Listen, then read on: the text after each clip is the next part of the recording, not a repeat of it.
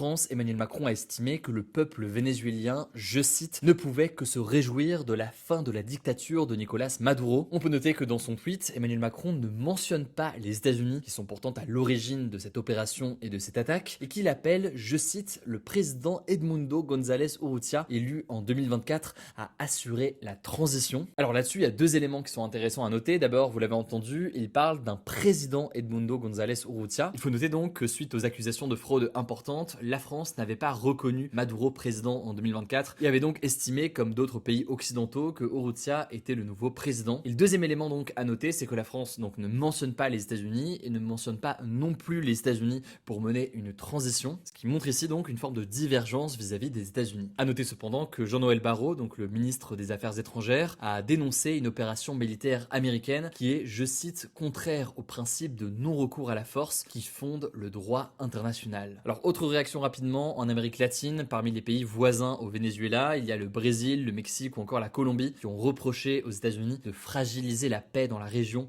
de porter atteinte à la souveraineté du Venezuela et de créer une potentielle crise humanitaire. La Colombie a d'ailleurs annoncé le déploiement de troupes militaires à la frontière avec le Venezuela.